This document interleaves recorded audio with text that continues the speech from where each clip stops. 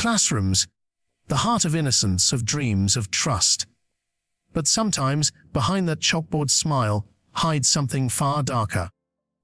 These are the teachers who betrayed everything their titles stood for. 10 educators who turned learning into horror and classrooms into crime scenes. Tonight we uncover 10 evil teachers who turned classrooms into crime scenes. Real stories, real victims, real evil. Jackson, Mississippi, November 29, 2006. A calm evening in a quiet suburb until the sound of gunfire shattered it forever. Carla Ann Hughes was a 7th grade teacher. Polite, professional, adored by her students. She taught language arts, inspiring kids to write about love, hope and ambition. But behind the pages of lesson plans and red-inked essays, Carla was hiding something dangerous. A secret affair, a consuming jealousy, and a plan that would turn deadly.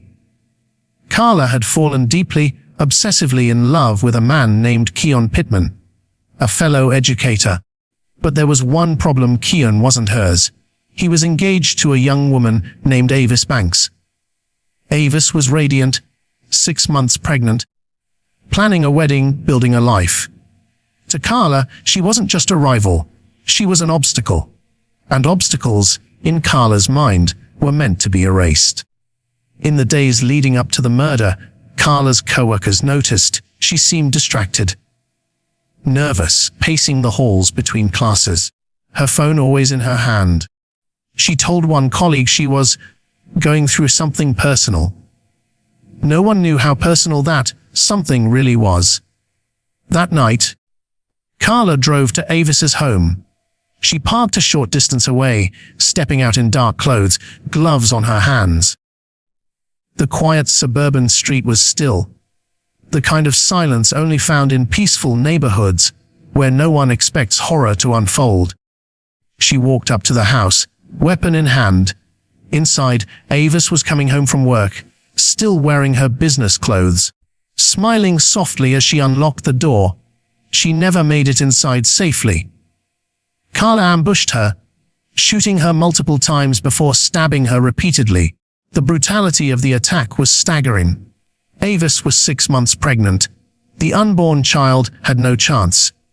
2 lives ended within minutes, all because one teacher couldn't let go. When investigators arrived, they found signs of a struggle and a blood trail that spoke louder than any confession. Carla tried to stage it as a robbery gone wrong, but detectives quickly unraveled the lie. Her cell phone records linked her to the scene. Tire tracks matched her car. The weapon matched her purchase. Every secret she tried to bury surfaced. In court, Carla maintained her innocence. She smiled, she cried. She said she didn't remember what happened that night. But the evidence was relentless. Witnesses testified about her obsession with Keon, about her growing resentment toward Avis. The jury took only a few hours to decide her fate. Carla Ann Hughes, the teacher, the mentor, the woman who once taught children to follow their dreams, was sentenced to life in prison without parole. What began as a love affair became a descent into madness, jealousy and murder. A classroom figure turned killer. April 28, 2014. Leeds, England. It was the kind of Monday that felt ordinary. The faint hum of chatter in hallways, the shuffle of notebooks opening, the scratch of pens on paper. Inside Corpus Christi Catholic College, students were preparing for their final exams. For most, it was just another day at school. For Anne Maguire, it was supposed to be the start of her final term before retirement. After 4 decades of teaching, she was weeks away from leaving the classroom she had given her life to. But that morning, fate had something unspeakable in store. Anne Maguire was a legend within those school walls, the kind of teacher students never forget. She was strict, but she cared deeply. Her laughter filled corridors, her patience healed anxiety, and her dedication to her students became the soul of the school itself. She taught Spanish and religion, but she also taught kindness. To her pupils, she was more than a teacher. She was a mentor, a second mother, a figure of unwavering warmth and discipline. But among her students sat a 15-year-old boy who saw her not as a mentor, but as a target. His name was Will Cornick. On the surface, he appeared quiet, well-behaved, intelligent. Yet underneath, something twisted had been growing. He told friends he hated Anne Maguire, that he wanted to kill her, that he would bring a knife to school and do it. His words were dismissed as teenage bravado. No one believed him, until he did exactly what he promised. That morning, while Anne was helping another student, Cornick calmly pulled a kitchen knife from his bag and walked up behind her. In a moment that defied comprehension, he stabbed her 7 times, in front of her class. The classroom erupted in chaos. Screams, gasps. The sound of desks scraping across the floor as students ran for the door. Some froze in horror, others tried to stop him. But Cornick's face showed no anger, only calm detachment. Witnesses later said he looked almost satisfied. Other teachers rushed to her aid, dragging her into the hallway, calling for help. Students cried, shouting her name, trying to stop the bleeding with their hands. Paramedics arrived, hearts racing, sirens wailing through the quiet streets of Leeds. But Anne Maguire's injuries were too severe. She died before reaching the hospital. As police led Cornick away, his indifference chilled investigators to the bone. He showed no emotion, no guilt. In interviews, he spoke about the murder as if it were a task completed. He told officers that he'd planned it for months, even bringing a bottle of whiskey and chocolate to celebrate afterward. He said he would have killed 2 more teachers if given the chance. The trial revealed the darkness behind his mask. Diagnosed with psychopathic traits, Cornick showed no remorse. At just 15 years old, he was sentenced to life imprisonment with a minimum term of 20 years. One of the youngest ever in British history to receive such a sentence. In the days that followed, the school became a place of mourning. Students left flowers, letters, and rosaries at the gate. Strangers wept. The Prime Minister called her death deeply shocking and senseless. Anne Maguire's family was shattered, her students traumatized. The woman who had given her entire life to teaching had been taken by the very system she loved, by one of the children she had sworn to guide. Even years later, her desk remains untouched, her memory etched into the heart of every student who walked those halls. Her name became a symbol of dedication and compassion. Her story a haunting reminder that even within the safest walls, evil can find its way in, silently, patiently, and without warning. Lakeland, Florida. A bright city filled with sunshine's small-town warmth and a high school known for its promise. Central Florida Aerospace Academy, where students dreamed of flight, of futures above the clouds. And in one of those classrooms stood a teacher everyone adored. Her name was Jennifer Fichter. She was young, charismatic, and full of energy.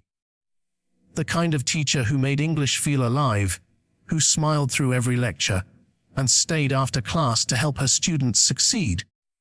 But behind that confident grin and those bright eyes was a secret, a dark one. A secret that would destroy careers, families, and the lives of the very boys she was supposed to protect. Jennifer Fichter wasn't just any teacher. She was the kind students trusted, the one who made them feel seen. She would laugh with them, encourage them, text them outside of school. Something that, at first, seemed harmless, but those texts started crossing lines. Compliments turned personal, personal turned intimate. Soon, she was no longer acting like a teacher. She was grooming her students, slowly breaking down every wall that separated right from wrong. Her first victim was a 17-year-old boy, still a child despite his age. She told him she loved him, said she saw something special in him that no one else could. They began meeting outside school, often late at night. Parking lots, deserted roads. The back seat of her car. She made him feel wanted while robbing him of his youth. It wasn't love. It was manipulation disguised as affection. Then came another boy. And another. 3 teenage students, all caught in the web of a woman who used her position, her charm, and their innocence for her own gratification. She told each one they were different, that what they shared was real. She told them no one would understand. She told them to keep it a secret. And they did. Until one parent discovered the truth. It all began to crumble when a mother found messages on her son's phone. Hundreds of them. Explicit, emotional. The words of a teacher who blurred every boundary. When confronted, Jennifer broke down. She cried. She said she had a problem, that she was in love. But the investigation revealed a pattern, calculated and continuous. She knew what she was doing. She knew it was wrong. And she did it anyway. In court, prosecutors laid out every message, every meeting, every moment of deceit. They read texts aloud. The ones where she confessed love, where she described their encounters in detail. The courtroom was silent, the air thick with disbelief. The boys' families sat frozen, listening to the woman they once respected being exposed as a predator. Jennifer stood before the judge, trembling, tears streaming down her face. But not everyone believed they were real. To some, her tears were not guilt. They were fear. Fear of consequence. Fear of losing control. When the judge finally spoke, his words were sharp, final, unforgiving. 22 years in prison. A lifetime of shame. Reporters called her story the teacher's scandal that shocked Florida. But behind every headline were the real victims. The boys whose adolescence was stolen, whose trust was shattered. They were praised for speaking out, but no sentence could undo what she had taken from them. Jennifer Fechter once claimed she loved teaching because it gave her the chance to shape lives. In the end, she did, just not in the way she ever should have. For decades, the halls of Edinburgh Academy were filled with the sounds of laughter, ambition, and the promise of privilege. The school was one of Scotland's most prestigious. A place for young minds to grow, for boys to become men, for discipline to meet excellence. But inside those stone walls, behind closed doors, there was a monster hiding in plain sight. His name was John Brownlee, the deputy head teacher, the man every student feared, the man no one dared to question. He was supposed to lead, to guide, to protect. Instead, he ruled with cruelty, with pain, and with a darkness that went unnoticed for more than 20 years. In the 1970s and 80s, Brownlee was respected, even admired. Parents saw him as a strict but fair educator, the kind of teacher who demanded discipline and obedience. To the outside world, he was the model of authority. But to the boys under his control, he was something else entirely. They remember his footsteps in the hallway, the way the room fell silent when he entered. They remember the dread that followed his calm voice, his cold smile, the sense that something terrible could happen at any moment. What he called discipline was, in truth, a campaign of terror. He used the cane not as a tool for teaching, but as a weapon. He beat boys until they bled, until they cried, until they stopped crying altogether. He seemed to enjoy their fear. Some victims said he smiled as he struck them, whispering words that would haunt them for years. Others recalled the humiliation, being forced to strip, to kneel, to thank him afterward. He broke their bodies and their spirits, hiding his sadism behind the mask of education. The teachers knew. The administration knew. Whispers spread through the staff room. Rumors passed in hushed tones. But the academy's reputation mattered more than the children's safety. Complaints were buried. Parents were told their sons were exaggerating. The victims were silenced before they could even find the courage to speak. And for decades, Brownlee continued his reign, untouchable, protected by the institution that should have stopped him. It wasn't until decades later, when survivors began to share their stories, that the truth finally surfaced. The pain they carried since childhood had never faded. It had grown heavier with time. They described the smell of his office, the echo of his belt, the emptiness that came after. Some had spent their lives battling trauma, depression, addiction, all born from those years of abuse. When the truth came out in 2024, Scotland listened in shock. Testimonies revealed not just one sadistic man, but a culture of silence that enabled him. Brownlee's victims called him evil personified. They spoke of him not as a teacher, but as a tormentor who enjoyed the suffering of children. The investigation uncovered decades of unpunished cruelty. The very school that had once celebrated his name was now forced to confront what it had ignored. Public apologies were issued. Memorials for the victims were planned. But no apology could erase what those boys endured, what they became after surviving him. For over 20 years, John Brownlee stood before classrooms filled with children who wanted to learn. And for over 20 years, those children learned only one lesson: that sometimes the people you're told to respect are the ones you should fear the most. On a US military base in Germany, safety was supposed to be absolute. The families who lived there trusted in the discipline, the structure, the order of military life. They believed their children were protected, watched over, cared for. Among those entrusted with their education was a man named Stefan Zappi, a friendly, middle-aged elementary school teacher. Parents described him as patient and gentle, a man who loved working with kids. He smiled in every staff photo. He brought candy for the children. He seemed like the kind of teacher you could trust without a second thought. But beneath that calm exterior, he was something else entirely, something monstrous. The abuse began quietly. At first, Zappi's kindness seemed harmless. He offered extra help after class, volunteered for field trips, played games with the children during recess. But soon, the line between teacher and predator blurred. He began grooming his students, young children, only 6 to 8 years old, testing boundaries in the smallest ways. A hand on the shoulder, a hug that lasted too long, a private joke whispered too close to their ear. It was slow, calculated, deliberate. He made them feel special, told them they were his favorites. And when they trusted him completely, he destroyed that trust in the most horrific way possible. For years, the abuse continued, hidden behind the locked doors of a school classroom on foreign soil.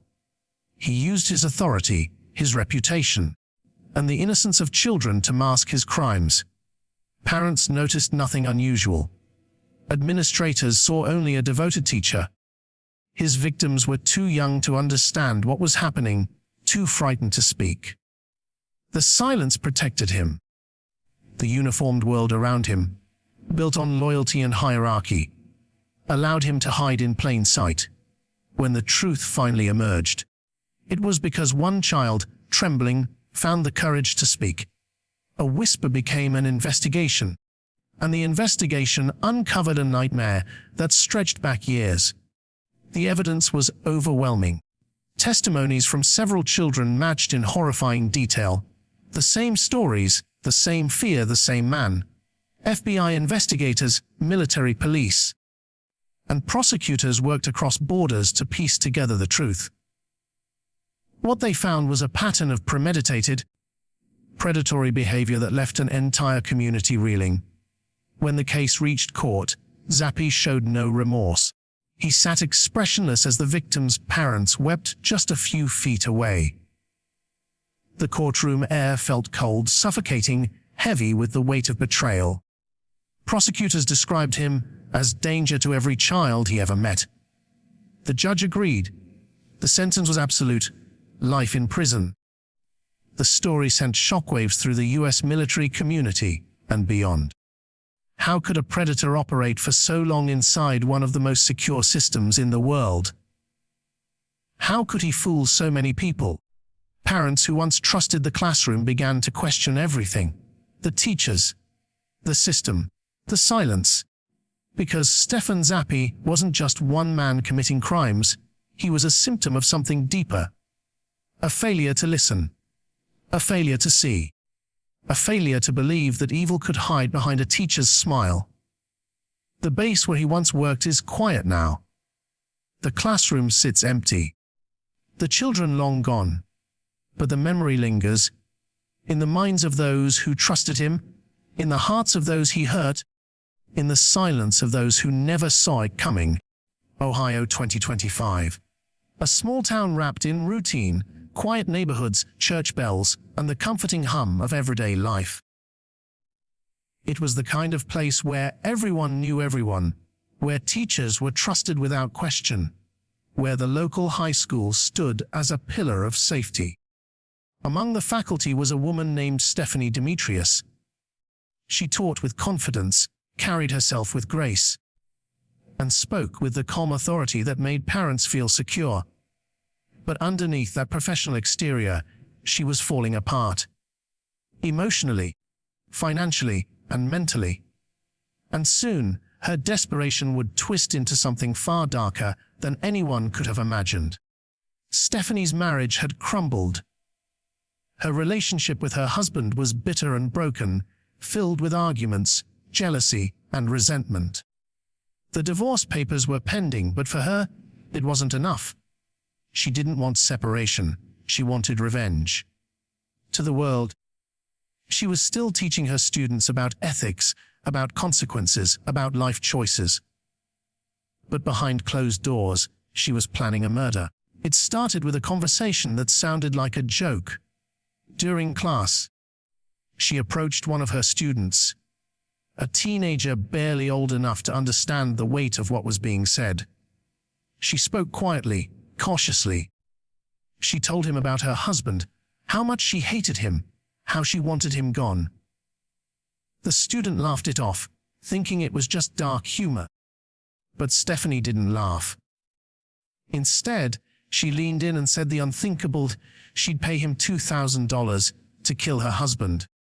$2,000. That's what she thought a human life was worth.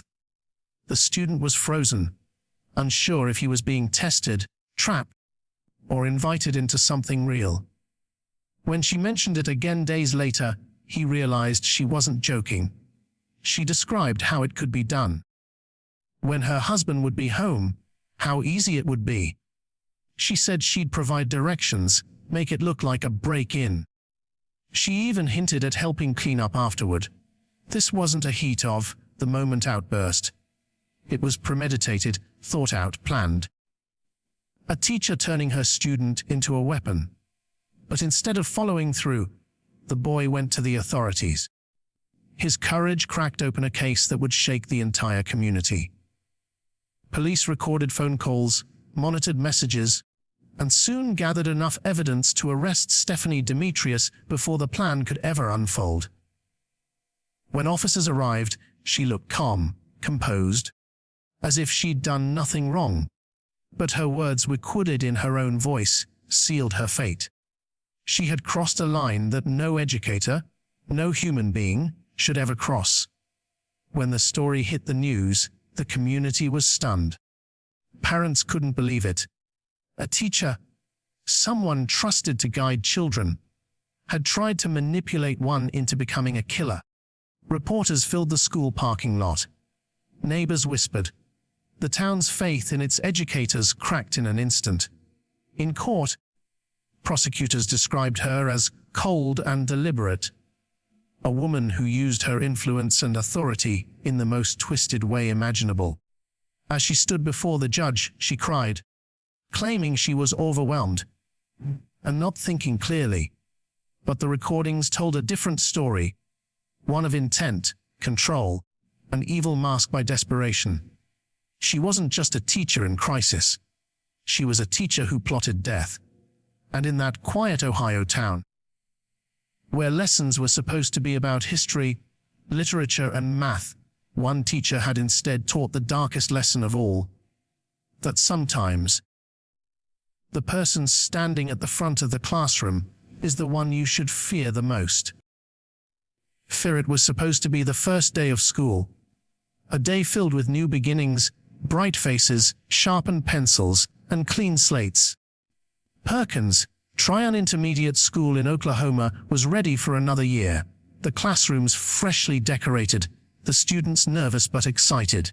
Among the teachers preparing that morning was 53-year-old Kimberly Coates. She had been in education for years. Respected, experienced, trusted. But as she walked into her classroom on August 17, 2023, she wasn't ready to teach. She wasn't ready for anything. Because she wasn't sober. At 8:15 a.m., just as parents were dropping off their children, someone noticed something wasn't right. Kimberly was slurring her words, stumbling through her lessons, her eyes glassy and unfocused. She laughed at odd moments, repeated herself, and forgot what she'd just said. Her students, confused and innocent, didn't understand what was happening. They watched as their teacher, the person meant to guide and protect them, began to unravel right before their eyes. Word spread quickly. Other teachers grew concerned. The school principal decided to confront her. In the principal's office, she sat trembling, her hands shaking as she insisted she was fine. But the truth couldn't hide. Her breath reeked of alcohol. Her speech was thick and uneven. When the principal asked if she'd been drinking, Kimberly hesitated.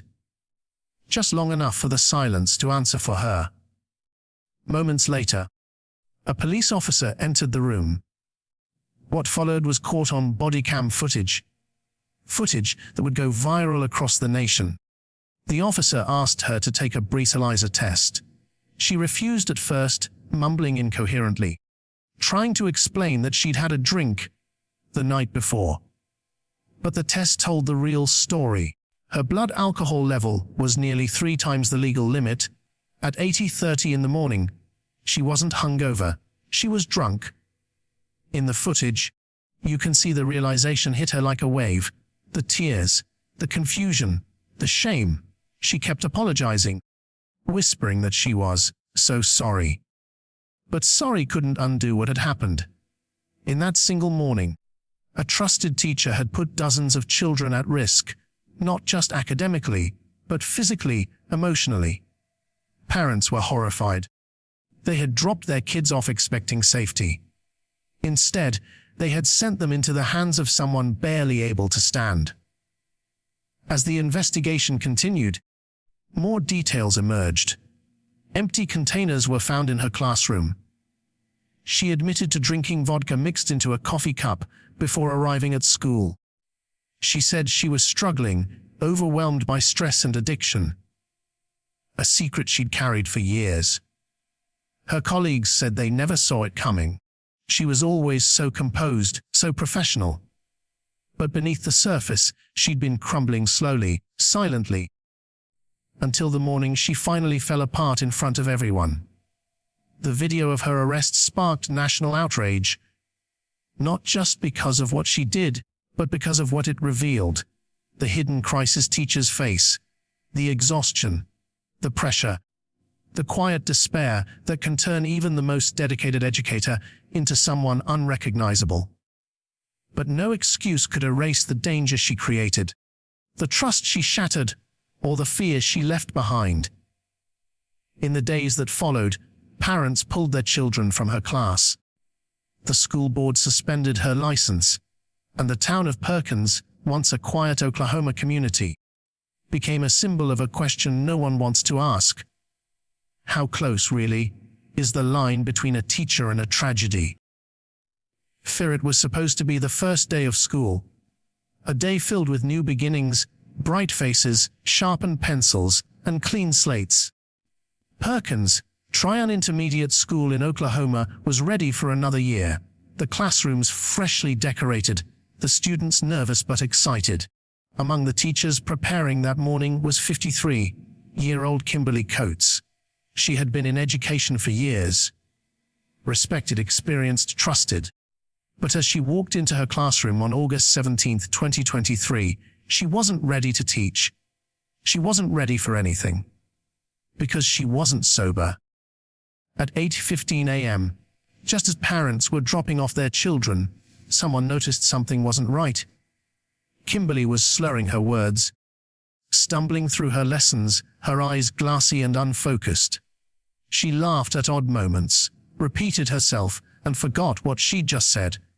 Her students, confused and innocent, didn't understand what was happening.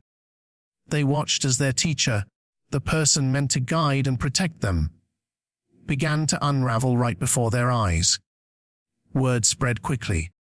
Other teachers grew concerned. The school principal decided to confront her. In the principal's office, she sat trembling, her hands shaking as she insisted she was fine. But the truth couldn't hide. Her breath reeked of alcohol. Her speech was thick and uneven. When the principal asked if she'd been drinking, Kimberly hesitated. Just long enough for the silence to answer for her. Moments later, a police officer entered the room. What followed was caught on body cam footage. Footage that would go viral across the nation. The officer asked her to take a breathalyzer test. She refused at first, mumbling incoherently, trying to explain that she'd had a drink the night before. But the test told the real story. Her blood alcohol level was nearly 3 times the legal limit. At 8:30 in the morning, she wasn't hungover, she was drunk.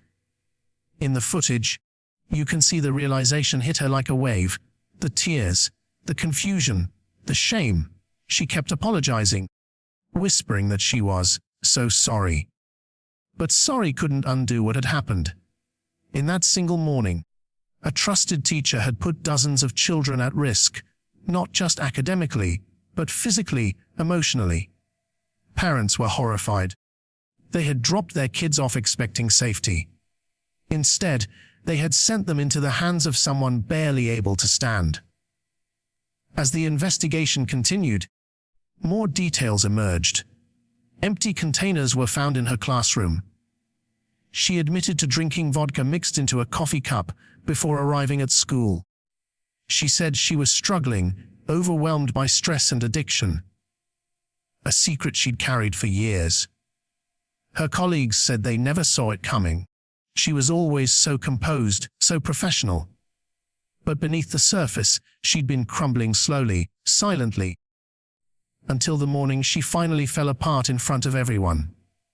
The video of her arrest sparked national outrage, not just because of what she did, but because of what it revealed.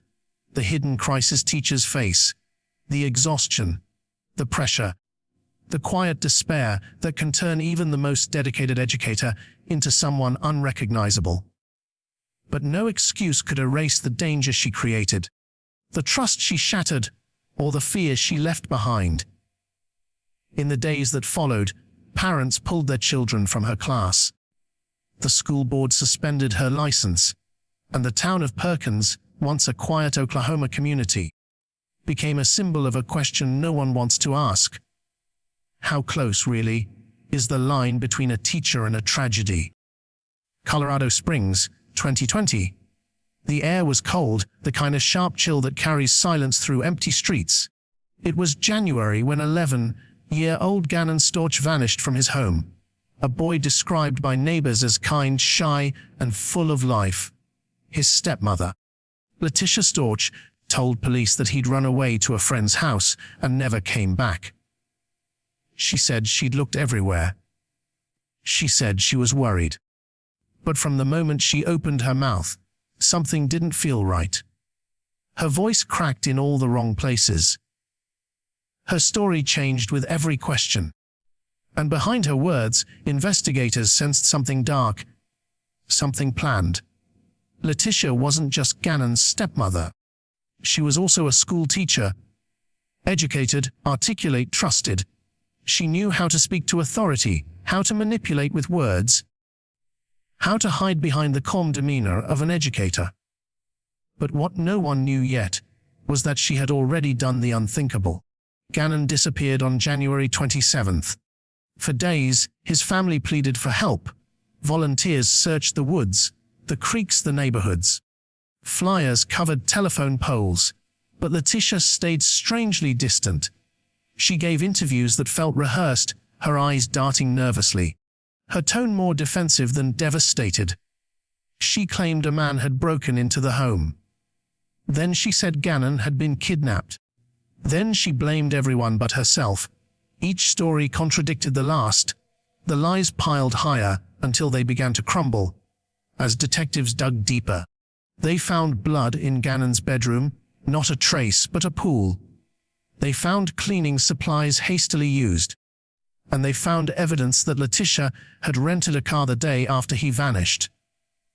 GPS data showed she had driven hundreds of miles, making several stops in remote areas before returning home.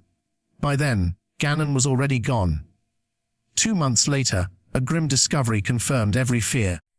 A construction worker in Florida, nearly 400 miles from Colorado, found a suitcase dumped in the woods. Inside was the body of Gannon Storch, 11 years old, beaten, stabbed, and shot. It was a scene of pure horror, committed by the one person who should have protected him. When Letitia was arrested, she smiled for her mugshot. No remorse, no sorrow, just cold arrogance. In court, prosecutors revealed her internet searches from the days before the murder.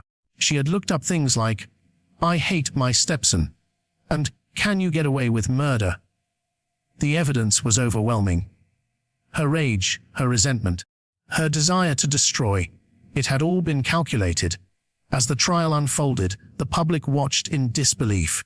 A teacher, someone sworn to nurture, to educate, to guide, had become a killer. She wasn't a stranger to the system. She knew how it worked. She knew what would make her appear credible. But her own cruelty betrayed her. Jurors saw through every lie, every careless plea, every act. When the verdict came down, guilty on all counts, the courtroom fell silent. Gannon's parents wept quietly, clutching each other, as the woman who had stolen their son's life was led away. Life in prison. No parole. Justice, though never enough, had finally been served. In the aftermath, teachers across the country spoke out, heartbroken that one of their own had brought such shame to their profession. Because Letitia Storch's crime wasn't just a murder. It was a betrayal of the most sacred trust, the bond between a child and the adult meant to keep them safe. She had turned her home into a classroom of cruelty, and her lesson was death. And in the stillness that followed, the world was left to ask how someone who once taught compassion could choose to destroy innocence so completely. October 22, 2013. Danvers, Massachusetts. A quiet town, the kind where parents feel safe letting their kids walk to school. The kind of place where tragedy feels impossible. But on this fall afternoon, something unimaginable was waiting inside Danvers High School. Colleen Ritzer was 24 years old, a bright, kind, and compassionate math teacher who made numbers make sense. But more importantly, made her students feel seen. She smiled through every lesson, stayed after class to help, and filled her classroom walls with encouraging quotes. To her students, she wasn't just a teacher. She was a mentor, a friend, a light. But one of her students would extinguish that light forever. 14-year-old Philip Chisholm had recently transferred to Danvers High. Quiet, distant, often sitting alone. Colleen tried to reach him the way good teachers do, with patience and kindness. But behind his blank stare, something dark was forming. Something that no one could have predicted. That afternoon, the school day was almost over. Cameras showed Colleen walking down the hallway, a stack of papers in her hands. Philip followed behind her. Nothing seemed strange at first, just a student trailing a teacher. But what happened next was a moment so evil, so senseless, that it scarred an entire community. In the silence of a second-floor bathroom, Philip attacked her. What began as routine turned into terror. He assaulted her, then brutally murdered her inside the school she loved so dearly. The same place she devoted her heart to teaching became the scene of her final moments. He then wrapped her body in a recycling bin, dragging her lifeless form down the hallway and out into the woods behind the school. He left her there, discarded, alone, as if she were nothing. Hours passed. The janitors noticed blood. Teachers noticed her absence. Her car was still in the parking lot. Her phone went unanswered. A missing persons report was filed. And as police began searching, surveillance footage told the story. The cameras showed Philip wheeling that bin out of the building, alone, calm, emotionless. When he was later found wandering along a highway, carrying her credit cards and a bloody box cutter, he confessed in chilling calm, "I became the teacher." The revelation broke something inside Danvers. Parents cried. Teachers couldn't speak. Students left notes and flowers by her classroom door. Colleen Ritzer wasn't just another victim. She was the embodiment of kindness in a profession built on care. Her death wasn't just a murder. It was a betrayal of innocence, of trust, of everything education stands for. The trial revealed no clear motive, no reason for why a 14-year-old boy would do something so monstrous. Prosecutors described his actions as cold, calculated, and beyond comprehension. The jurors watched hours of footage. A child committing an adult's crime, without remorse, without emotion. He was sentenced to life in prison with the possibility of parole after 40 years. To this day, her former students speak her name with reverence. They remember her pink pencils, her laughter, her warmth. Colleen Ritzer once told her students, "Kindness is contagious." And in the aftermath of her murder, her family made sure that kindness lived on through scholarships and foundations in her name. But the haunting truth remains. One moment of cruelty destroyed a lifetime of compassion. One young teacher's dream of shaping lives ended in the very place she believed in most, the classroom.